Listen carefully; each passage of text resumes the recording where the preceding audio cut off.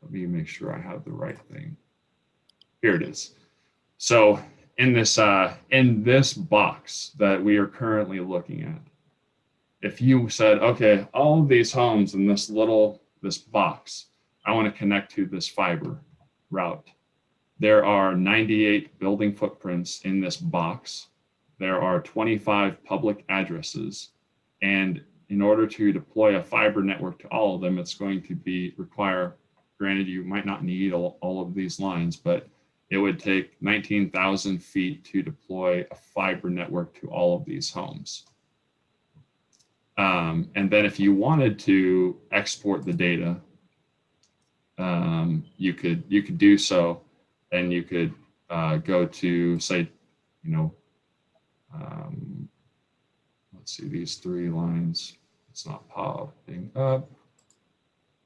Oh, okay. So then, say you wanted to export the data just out of this box. Say you didn't want the whole thing. You could take this tool and you could select this region.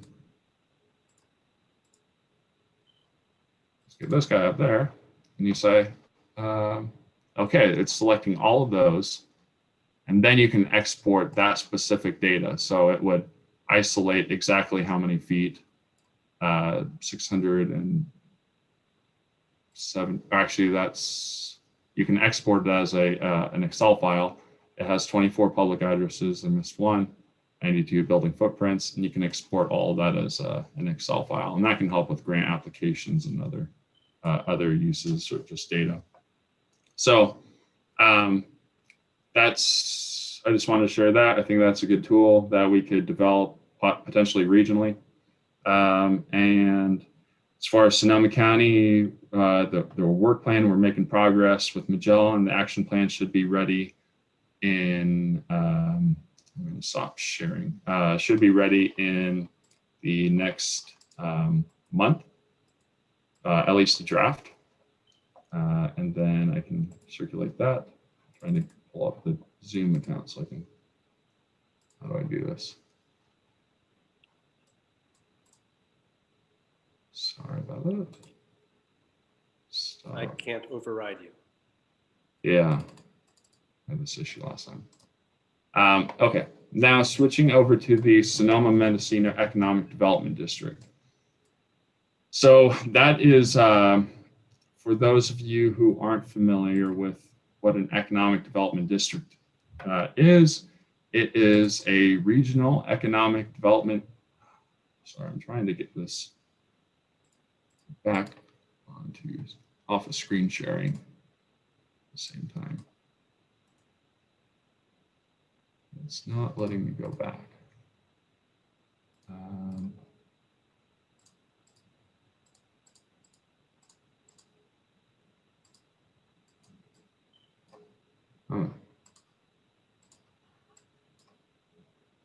How?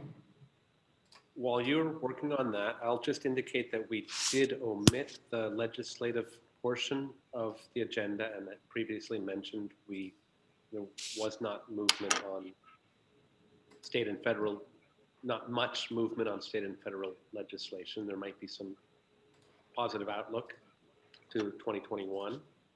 We had intended to cover the governor's executive order and the Broadband for All plan of the Broadband Council of California. But in the interest of time, we omitted those items on this agenda.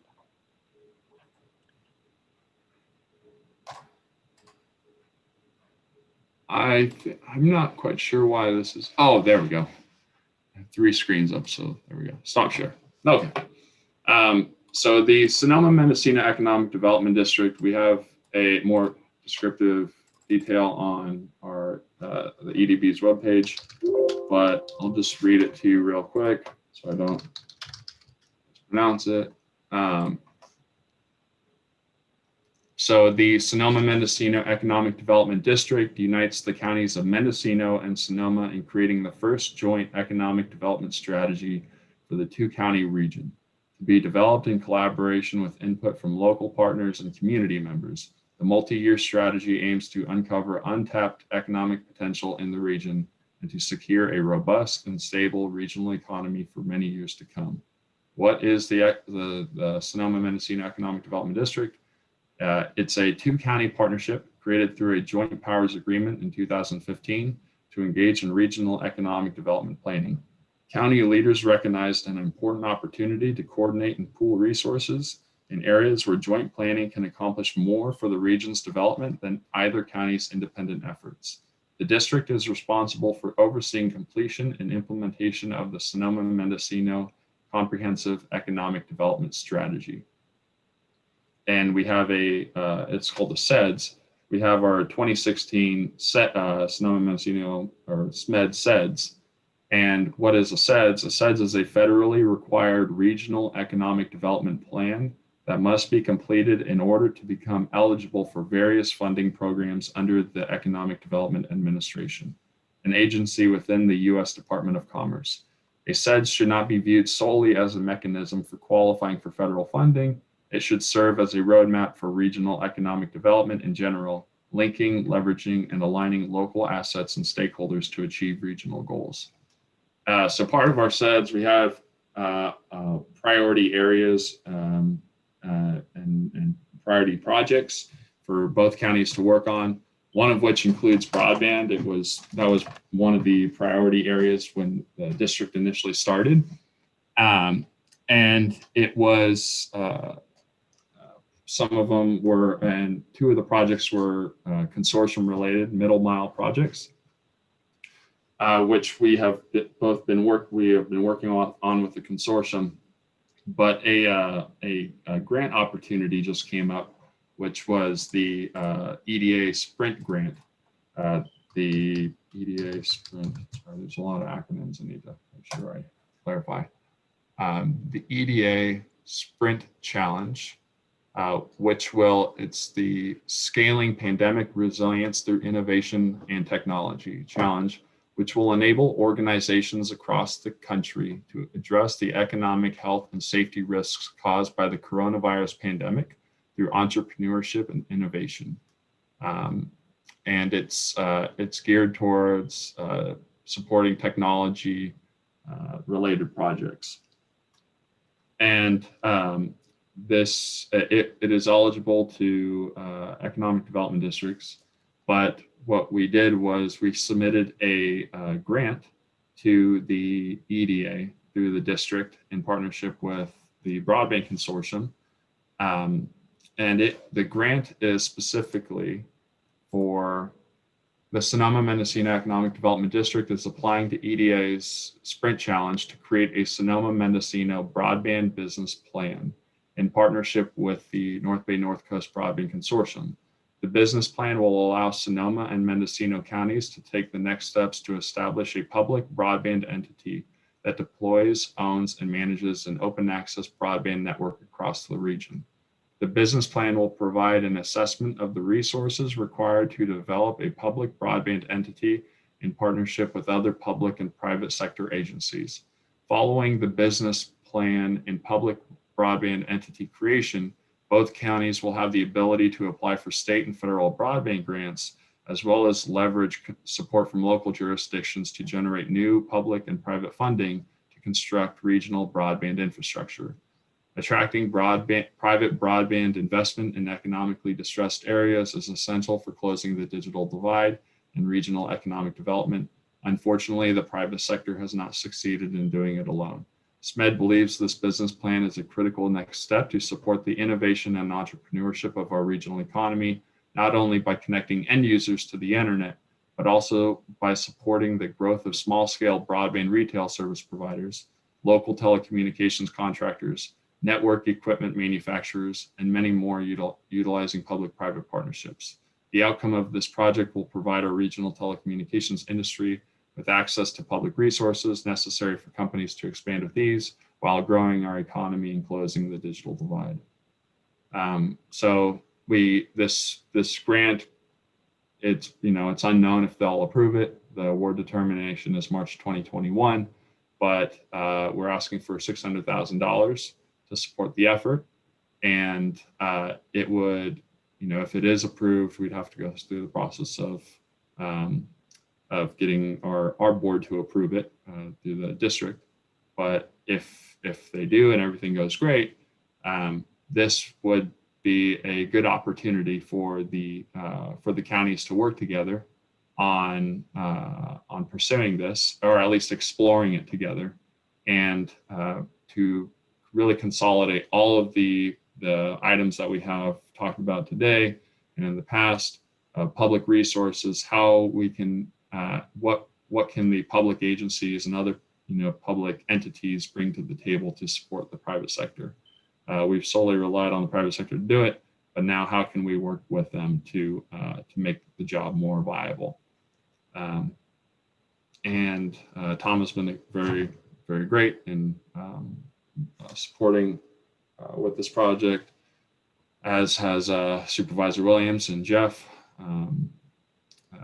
Just trying to leverage any opportunities for us as public agencies to close the digital divide. So thank you. That's kind of all I have. That's quite a bit and much appreciated. Thank you so much. Does anyone have questions for Calvin?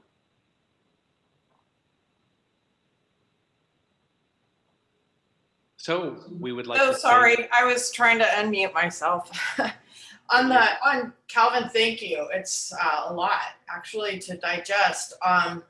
Could, on the tool that you were showing beforehand, how does the county go about using that, or what happens next on, like, how do we do that here? So yeah, we have a, and I don't know if if Mendocino County does it have its own GIS department? Yes. We do, but it's fairly small. And do you think it currently has the capacity to produce that type of map for Mendocino County or a staff member? Well, we definitely have the enthusiasm to do it. I think it's a question of is the data in a format that can be plotted? I think our GIS analysis or analyst used all available data that was available through other resources, as well as supplied by the counties themselves. So I wonder if we could meet up to look at how you did it, and maybe we can borrow some of your institutional knowledge. There may be an easier way than what we've looked at.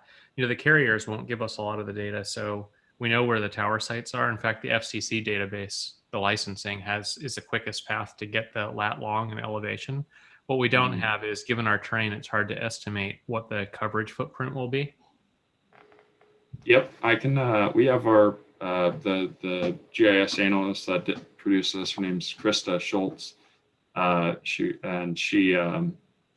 She's really great. So if you have a GIS person that I can connect with her, she can walk through all of